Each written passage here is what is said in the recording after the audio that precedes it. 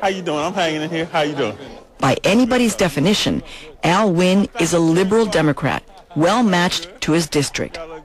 But on primary night, in just 3 short weeks, he faces a threat, not from the right, but from the left. Meet social activist Donna Edwards. I've heard the congressman say that he still believes in preemptive war.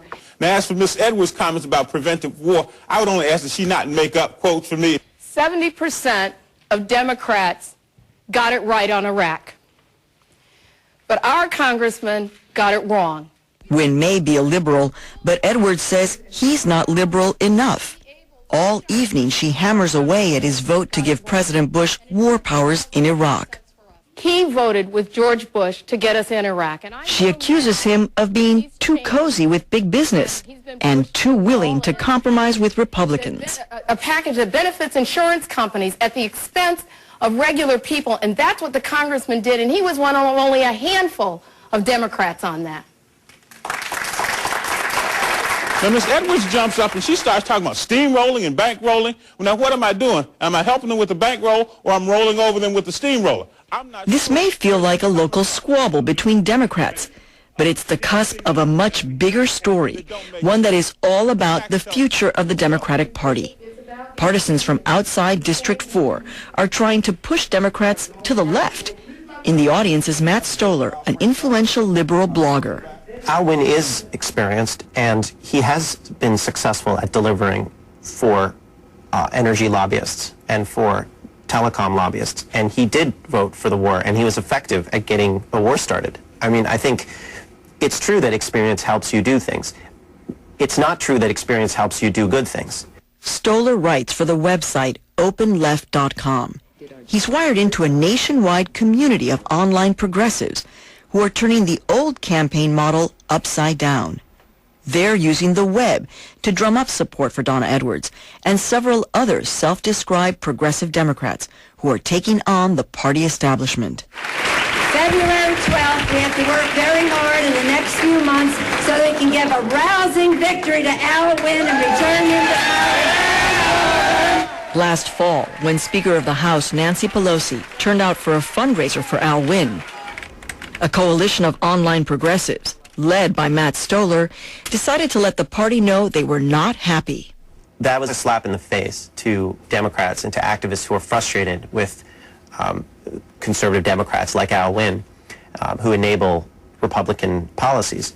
So Stoller put out the word on the web, a call for nationwide support for Donna Edwards.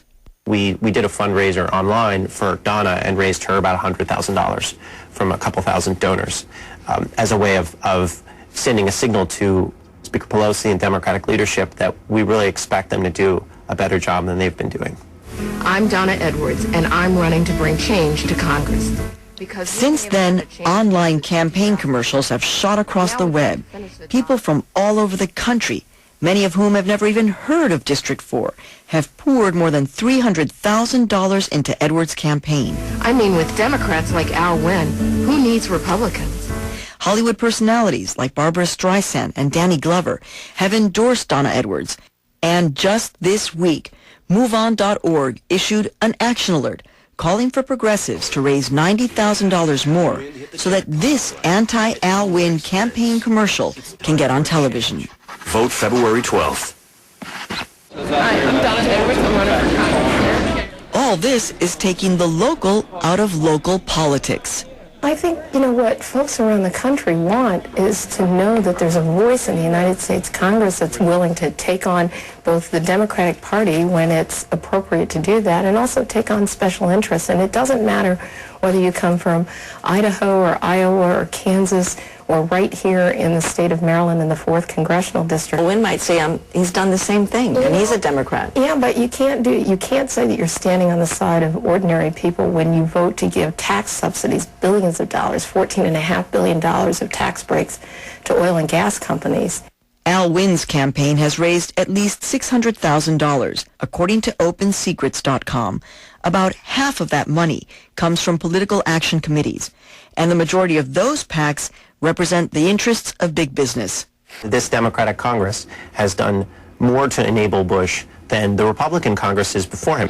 Like many progressives, blogger Matt Stoller believes that compromise with the Republicans, no matter what the ultimate objective, is a strategy that's taking the country in the wrong direction.